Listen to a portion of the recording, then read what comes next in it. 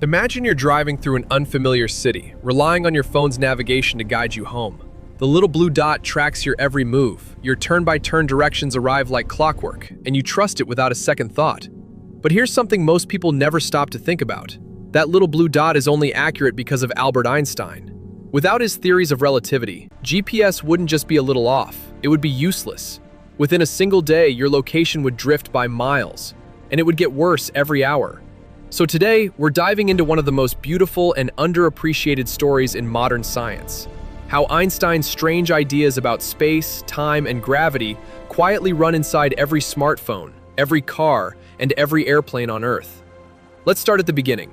What is GPS, really, and how does it work? GPS stands for Global Positioning System, and it's a constellation of about 31 satellites circling the Earth at an altitude of roughly 20,000 kilometers, or about 12,000 miles up.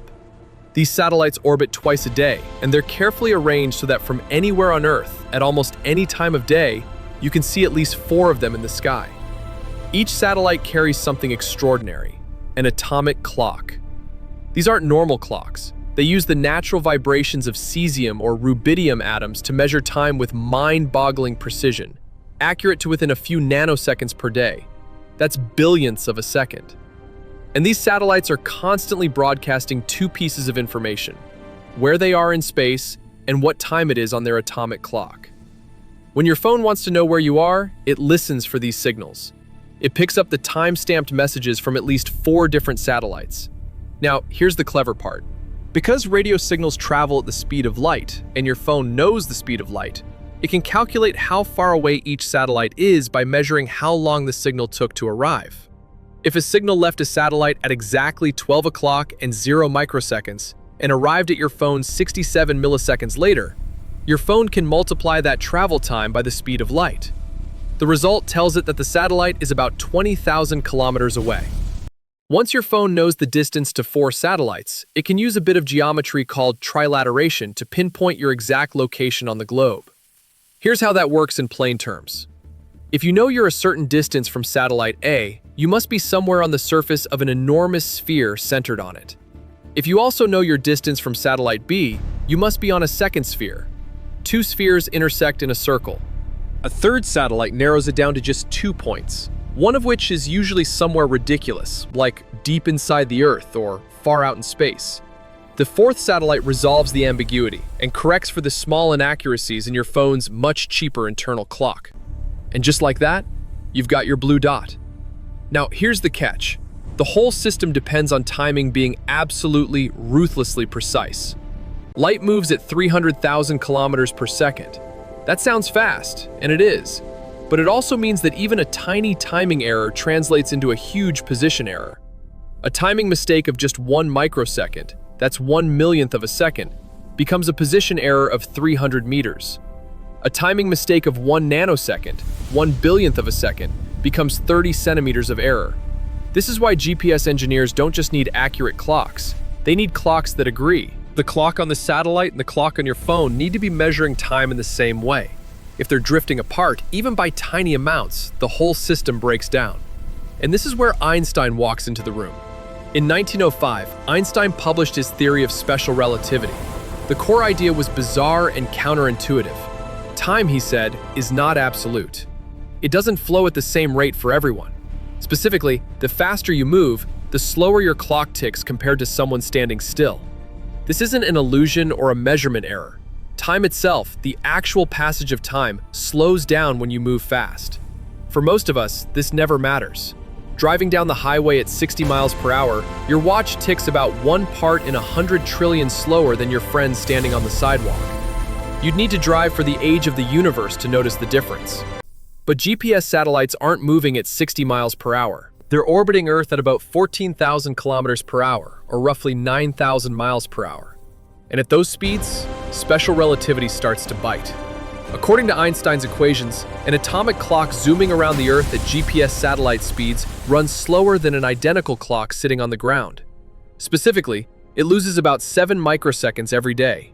That's 7/1,000,000ths of a second every 24 hours. Now, 7 microseconds doesn't sound like much, but remember our earlier rule. Every microsecond of timing error means 300 meters of position error. 7 microseconds a day, if uncorrected, would make your GPS coordinates wrong by over 2 kilometers within a single day. And that error would just keep growing. But we're not done yet. Special relativity is only half the story. In 1915, Einstein went further with his theory of general relativity. This was an entirely new way of understanding gravity. Instead of treating gravity as a force pulling objects together, Einstein proposed that mass actually bends and warps the fabric of space-time around it. Objects don't fall toward Earth because of some mysterious force tugging them down. They fall because Earth is bending the very space they exist in, like a bowling ball sitting on a stretched-out trampoline. And here's the twist that matters for GPS. According to general relativity, time also flows differently depending on how deep you are in a gravitational field. Closer to a massive object, time runs slower. Farther away, time runs faster. The difference is real, measurable, and has been confirmed in countless experiments. Clocks at the bottom of mountains tick slower than clocks at the top, and we've actually verified this with atomic clocks placed at different elevations. In one famous experiment, scientists put atomic clocks on commercial airplanes, flew them around the world, and compared them to identical clocks that had stayed on the ground. The flying clocks came back showing a different time, off by exactly the amount Einstein's equations predicted, down to the nanosecond. Time is genuinely flexible, and the universe keeps proving it every time we measure carefully enough. Let's bring this back to GPS. The satellites are 20,000 kilometers above the Earth's surface. They're sitting much higher up in Earth's gravitational well than we are. They feel weaker gravity, and so their clocks tick faster than identical clocks on the ground. Specifically, they gain about 45 microseconds every day due to general relativity. So now we have two effects pulling in opposite directions. Special relativity, due to the satellite's high speed, makes its clock tick slower by 7 microseconds per day. General relativity, due to the satellite's high altitude and weaker gravity, makes its clock tick faster by 45 microseconds per day. Subtract one from the other, and the net effect is that GPS satellite clocks run faster than ground clocks by about 38 microseconds every single day. 38 microseconds. That number sounds tiny. It's less than the time it takes light to travel from your nose to your ear. But in the GPS world, it's catastrophic. If we ignored relativity entirely, that 38 microsecond drift would translate into a position error of about 11 kilometers per day. Per day. After a week of using GPS without relativity corrections, your phone would think you were in the next state. After a month, it might be telling you that you're somewhere in the ocean. The first GPS satellites went up in the late 1970s, and the engineers who designed them had to make a choice. They had to take Einstein at his word. Some early skeptics actually doubted whether the relativistic corrections were necessary. They argued the predicted effects were too exotic to bother with, that the corrections might be wrong. They even insisted on launching a satellite with the option to turn the relativistic correction on or off, just in case Einstein had it wrong. Within hours of that satellite becoming operational, the predicted relativistic drift showed up exactly as Einstein's equations had predicted decades earlier. The correction was switched on, and it has been on ever since. So how do engineers actually correct for it? The solution is brilliantly simple. Before they launch a GPS satellite, they deliberately tune its atomic clock to tick at a slightly slower rate than a clock on the ground. Specifically, they slow it down by about 38 microseconds per day in advance. So when the satellite is in orbit, where the combined effects of special and general relativity speed it up by 38 microseconds per day, the two effects cancel out perfectly. The satellite's clock, as observed from the ground, ticks at the correct rate. The system works. Think about how amazing that is. A pre-tuned offset, calculated using two scientific theories from over a century ago, written by a physicist who never saw a computer and certainly never imagined a satellite, makes modern navigation possible. Every time you open Google Maps, every time an airline pilot lines up for landing, every time a fisherman finds his way home through fog, Einstein's equations are running silently in the background. There's something deeper here too. For a long time after Einstein published his theories, relativity felt like science fiction. It described black holes, the bending of starlight, the slowing of time near massive objects. These were exotic, distant, almost philosophical phenomena. They didn't feel like things that mattered for everyday life. But GPS changed that. GPS made relativity practical.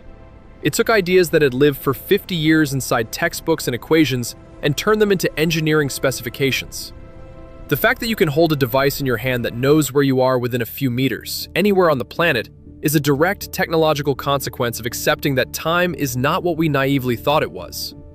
And it's not just GPS. Modern physics is woven through your daily life in ways you'd never guess. Quantum mechanics makes your phone's processor possible. Einstein's photoelectric effect, the same one he won the Nobel Prize for, runs every solar panel and every digital camera. The laser in your barcode scanner, your fiber optic internet connection, the MRI machine at the hospital, all of these depend on 20th century physics that once seemed entirely abstract. There's a wonderful lesson in this. When Einstein published special relativity, no one knew what it was good for. He was a young patent clerk, 26 years old, and his ideas were considered radical, even strange. Almost 100 years later, they keep your rideshare driver from getting lost. There's also a beautiful philosophical reframing here. Most of us walk around assuming time is the same everywhere. A second on Earth is a second in space, on the moon, on a mountain peak, at the bottom of the ocean. But it's not. Your wristwatch and the wristwatch of an astronaut on the International Space Station are ticking at slightly different rates right now. People living at high altitudes age, very slightly, faster than people living at sea level. If you've ever lived in Denver while your friend lived in Miami, you have, in a measurable, real sense, aged a tiny bit faster than they have. The differences are absolutely tiny at human scales. They don't change anything we'd notice in a lifetime, but they're real. Time is a participant in physics, not a backdrop. It bends, stretches, slows, and speeds depending on where you are and how fast you're moving. And the universe enforces this with terrifying precision. The next time you open a Maps app and see that little blue dot, take a moment to appreciate what just happened. Somewhere overhead, an atomic clock counted out the rhythm of cesium atoms vibrating billions of times per second. That clock was deliberately slowed before launch to compensate for two relativistic effects that no one would have suspected before Einstein. The signal traveled through the vacuum of space at the speed of light, slipped through the atmosphere, and reached your phone. Your phone compared the timing from at least 4 such signals, ran a quick geometric calculation, and drew a dot on a map. It's an entire chain of physics, computer science, and engineering, hidden inside a casual moment of looking at your phone. And without Einstein, none of it would work. There's one final thought I want to leave you with. We often think of science as a process of discovering things that are useful, but Einstein's relativity is a reminder that sometimes science is a process of discovering things that are true, and the usefulness comes much later, in ways no one could have predicted. A man who spent his days reviewing patent applications in a small Swiss office, in his spare time, scribbled equations that would, generations later, allow billions of people to find their way home. That's the long arc of curiosity. You never know what a strange idea might become. So the next time someone tells you that physics is impractical, or that abstract science doesn't matter, point at the map on their phone. That dot is glowing because, over 100 years ago, a thoughtful young man asked himself what would happen if you chased a beam of light, and what gravity would look like if it weren't really a force at all. The universe answered, patiently and consistently, and we're still building on those answers today. Thanks for watching. If you enjoyed this, hit the like button, subscribe for more, and let me know in the comments what other strange corners of physics you'd like to explore next. There it is. The Until next stabilization time. wave is